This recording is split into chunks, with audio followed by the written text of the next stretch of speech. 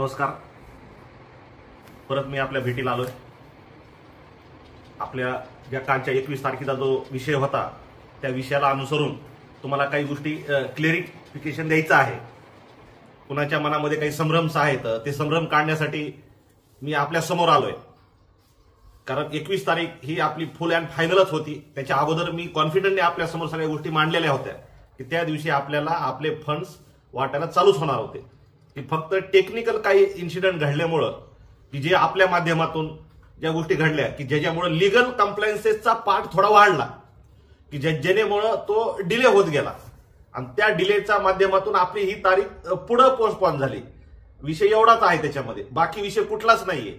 कारण जो बीजीचा विषय होता तो कंप्लायन्सेस कंप्लीट केला. त्याच्यामध्ये पण आम्ही तुम्हाला जे वर्बेजन या सगळ्या गोष्टी ओपन दाखवल्या. त्याच्यामध्ये पण बऱ्याचशा कस्टमरनी त्या बँकरला मेल गेल्यामुळे तिथेही आमचे 4 दिवस होल्ड लागला होता, पण ते आम्ही कव्हरअप केलं. म्हणून हँड टू माउथ मध्ये आम्ही या 21 तारखेपर्यंत आलो होतो, पण तोही आम्ही कव्हर केला. कारण सर्वजण ताबडतोब ऍक्शन घेऊन पुढे मेल करतात, तोही आम्ही थांबवला.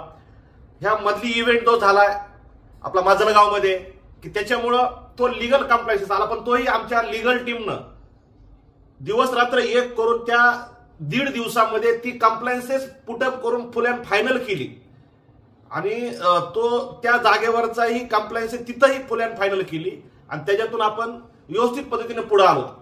आणि बीजीमुळं आरबीआय कडून जो फंड रिफ्लेक्ट करायचा आहे तो पुढे गेलेला आहे. ती प्रोसेस संपली. आता ती प्रोसेस संपल्यामुळं ते खाली लोकल ऑथॉरिटीकडे आलं आणि हा लीगल आल्याबरोबर अगोदर लीगल कंप्लायन्सेस पाहिले जातात आणि ते त्यांनी बघितल्यानंतर ही ऑनलाईन कंप्लायन्सेस दिसल्यामुळं पटपट त्या सगळ्या गोष्टी पुढे आली.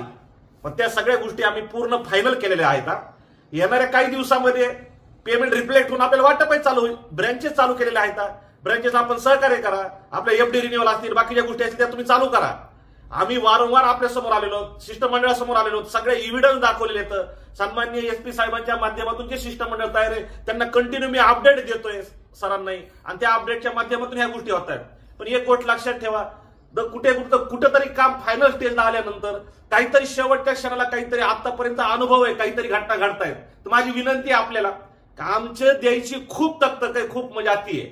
फक्त आपण थोडं पेशन्स ठेवून सहकार्य करा, अफवावर विश्वास ठेवू नका. हे एवढं मी आपल्याला सांगतोय. येणाऱ्या काही दिवसामध्ये आपल्या अकाउंटवर आपले फंड्स यायला चालू होतील आणि मी काल सन्माननीय साहेबाला माझा शब्द गेला की जसं माझ्या अकाउंट रिफ्लेक्ट झालं मी तसं माझं स्टेटमेंट काढून पहिलं मी आपल्यासमोर शिष्टमंडळासमोर येऊन दाखवून आणि शिष्टमंडळालाही माझा शब्द आहे की मी दर 4 दिवसाला, 5 दिवसाला, 3 दिवसाला तुमच्या समोर बसायला तयार आहे की जे माझे एव्हिडन्स आहे ते घेऊन मी बसतोय आपल्या समोर.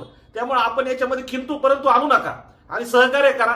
बिलकुल कुठला डाऊट नाहीये, सर्व डाऊट्स क्लिअर झालेत. पण कोणतेही फंड्स रेज करताना त्याला लीगल कंप्लायन्सेस असते. ती लीगल कंप्लायन्सेस हा पार्ट आहे, तो कुठली गोष्ट नाहीये आणि तो पार्ट कम्प्लीट होत आलेला आहे. फक्त सडनली ती गोष्ट घडली की ज्याला आम्ही गेल्या 15 दिवसापासून टॅकल करत आलो होतो, मग सडनली त्याच दिवशी घडली की जे की आम्ही फायनल स्टेजला होतो. पण ते पण ऑफलाईन नंतर ऑनलाईन मध्ये आल्यानंतर ताबडतोब त्या सगळ्या गोष्टी वाढल्या. पण त्याच्यावर आपण मात केलेली आहे खूप चांगल्या पद्धतीनं की जेणेकरून आपण ह्या सगळ्या गोष्टी फायनल करत आणलेल्या आहेत. याला कुणीही वेगळं घेऊ नका.